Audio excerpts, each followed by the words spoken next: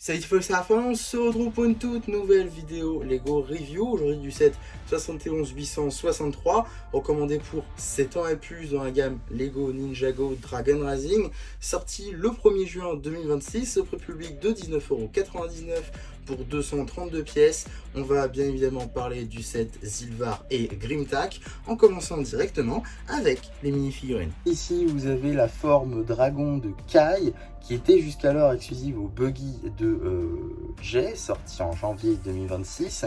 Mais aujourd'hui, donc, il revient dans ce set à 20 €, ce qui est plutôt cool si vous l'aviez loupé. Et à savoir, c'est que normalement, il devrait être dans l'un des prochains magazines Ninjago Dragon Rising. Donc, autant dire que c'est plus vraiment une figurine très exclusive, néanmoins quand même très cool, hein, avec une couleur qui marche bien avec la couleur rouge, c'est-à-dire le bordeaux, avec du coup les ailes de draconique qui n'ont pas subi de recolor pour celle-ci, hein, c'est exactement les mêmes que sur les draconiques du coup, hein. L'épaulette qui partage avec tous les autres ninjas et également la pièce de queue, très beau moule du coup en rouge. Donc tout ça c'est des pièces de janvier 2026, au même titre que le casque, ici en déclinaison rouge et bordeaux, pardon. C'est évidemment une pièce en dual molded. Pour la tête, on va être sur une tête Dragon Rising saison 1, donc c'est-à-dire juin 2023, et torse et jambes, c'est également du janvier 2026.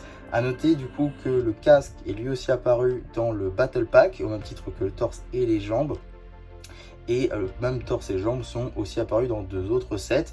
Tout d'abord la cabane dans l'arbre, ainsi que dans les buggy qui partagent avec Cole dans cette même vague de juin 2026. Donc voilà, c'est une figurine avec beaucoup d'éléments qui sont déjà vus et qui sont un peu dispatchés dans pas mal de sets. Je lui retire tout son attirail. On aura donc une première expression faciale avec un Kai souriant, derrière une seconde expression faciale avec la visière en fin canon, ainsi qu'un arrière de torse détaillé avec la continuation de l'armure dorée, ainsi que les écailles de dragon. En réalité, la grosse plus-value de cette figurine plus particulièrement, ça réside dans les accessoires avec les griffes qui apparaissent enfin chez Lego, avec donc un moule juste parfait, il rend trop bien. Le seul et unique problème, c'est qu'il est tout doré, donc il y aura quand même des modifications à apporter. Comptez sur moi pour vous les présenter en short. Juste ici, vous avez la figurine de Nia. Donc cette figurine est déjà apparue dans sa toupie en janvier 2026, dans cette configuration exacte. Sinon, tous ces éléments ont déjà été vus sur d'autres minifigurines. Les épaulettes, tout d'abord, hein, qu'elle va partager avec toutes les autres tenues de ninja, aussi bien dragon que basique. Ses cheveux étant apparus pour la première fois avec le 10e anniversaire, en juin 2021 sur sa figurine anniversaire. Mais le moule, lui aussi, date de juin, avec une autre déclinaison, cette fois-ci dans des couleurs plus transparentes. La tête, c'est la tête du film, tout ce qu'il y a de plus classique. Le foulard ici en dark azur, nouveauté janvier cette fois-ci 2021.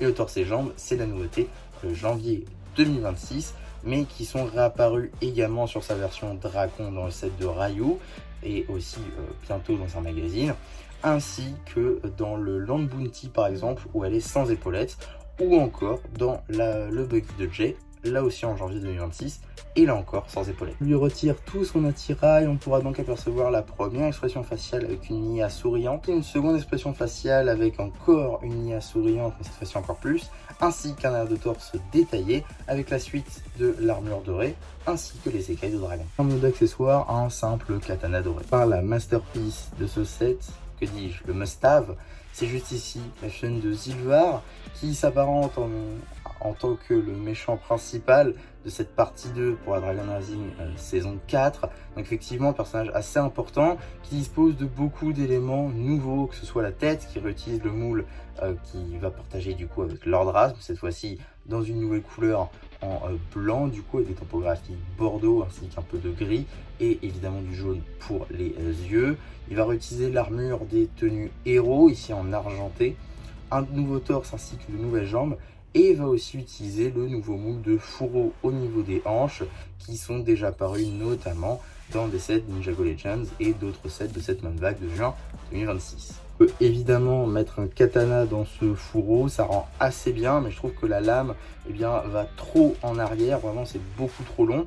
Maintenant avec les petites lames de juin 2024, ça pourrait bien rendre. Du torse, on a écrit Zilvar en ninjargon, Et évidemment, on a la suite de son armure qui rend vraiment très bien, avec de très très beaux motifs et surtout de très très belles topographies. Vous l'aurez compris, en termes d'accessoires, on aura une épée argentée ainsi qu'un maillet en brick build. Maintenant qu'on a fait le tour des mini-figurines, on va pouvoir parler de la construction en elle-même, qui est donc la monture de Zilvar, Grimtack. Juste ici, qui est une créature hybride entre un dragon et un gorille, selon ce qui a été dit par les designers de chez Lego, ce qui nous donne une créature assez imaginative, hein, assez originale, je trouve, qui rend plutôt pas mal et qui est même assez plaisante à construire, je trouve, avec cet aspect vraiment bestial pour le coup de Grimtack juste ici, et avec des éléments plutôt intéressant. On va tout d'abord voir juste ici le crâne de dragon, hein, pièce utilisée pour faire les techniques du dragon rebelle des ninjas, mais qui a aussi été utilisée sur le set de la Cité des Temples, pardon, en doré, et dans cette couleur là est déjà apparue dans le dragon de Cure en 2025. Donc c'est pas une pièce nouvelle, néanmoins ça permet de l'avoir pour un peu moins cher quand même, ici dans un set à 20 €, ce qui est quand même plutôt cool. Donc ça c'est pour le haut de la mâchoire, mais on a aussi le bas qui est articulé d'ailleurs et qui est en brick build, donc avec une petite pièce avec un sticker du coup pour la gueule de Grimtack. Ça marche plutôt pas mal, mais bon, c'est un sticker quand même. On en a d'autres, hein. Ici et ici c'est le même. Et on a aussi un petit sticker pour la bannière avec écrit Zilvar, donc voilà. Sinon, on a des cornes évidemment pour notre animal. Je trouve que ça marche plutôt bien. Ça me fait évidemment penser au mythosaure dans... Oui, c'est ça. Dans The Mandalorian and Grogu, évidemment. On a des pattes ici plus robustes qui font vraiment très gorille, je trouve, pour l'animal juste ici. Des pattes plus courtes à l'arrière, ainsi qu'une queue qui fera évidemment penser au maillet de Zilvar. On a évidemment une selle juste ici avec la fameuse bannière, donc avec Zilvar par-dessus en ninjargon, doté, mis sur un mât, et on a évidemment la selle pour pouvoir y mettre notre très cher Zilvar par-dessus. Voilà, on peut le mettre, même avec l'épée dans le fourreau, donc ça c'est plutôt cool. Par contre, petit truc à dire, c'est que ici ça tient assez mal, ça tient que à quelques studs, donc c'est un peu dommage.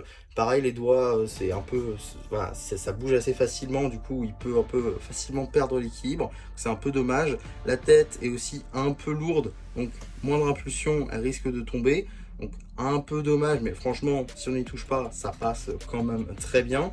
Et aussi, voilà, c'est très fragile, très fragile je trouve. Après bon, ça peut très facilement être amélioré en faisant ça.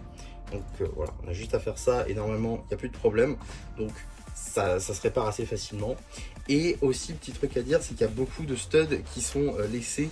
Je trouve ici par exemple, on aurait pu mettre des lingots pour faire une sorte de bracelet avec cette petite corne dessus. Ça peut être plutôt sympa. Bon, ils l'ont pas fait, mais encore ça peut se modifier assez facilement en rajoutant 4 petites pièces, mais Lego aurait pu le faire quand même d'eux-mêmes, d'autant que des lingots ils en ont mis dans ce set, donc c'est un peu dommage. Sinon, pour revenir sur la bête plus générale, on est vraiment sur des couleurs blanches et bordeaux, un peu de gris aussi, ce qui correspond avec Zilvar, donc ça fait vraiment un assez beau duo je trouve, et mine de rien, ils vont assez bien ensemble.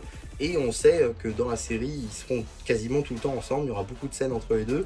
Donc franchement, avoir les deux même dans un set, d'autant plus un set aussi peu cher, c'est quand même plutôt cool. Parce que oui, il faut rappeler que Zilvar, normalement, devrait être le méchant principal de cette partie 2 pour la saison 4 de Ninjago Dragon Rising. Donc l'avoir dans un petit set à 20 €, c'est quand même plutôt cool. Et ça permet donc d'avoir le méchant principal assez facilement et surtout pour tout le monde pour pas trop cher. Donc c'est franchement un assez bon set, un set aussi que je pense incontournable pour cette vague. Si vous deviez n'en prendre qu'un seul, je vous conseillerais majoritairement celui-ci car il y a quand même de bonnes mini-figurines. Zilvar évidemment, Dragon Kai avec les griffes, ça c'est cool, et bon, Nia issue de sa toupie, c'est bien sans plus, mais c'est quand même bien qu'elle soit là évidemment. En tout cas, voilà pour ma review sur ce set, un petit peu en avance. J'espère que ça vous aura plu. Surtout, n'hésitez pas à me le dire en commentaire, n'hésitez pas non plus à liker la vidéo, à vous abonner, à partager, et moi c'était MC qui vous dit bye bye.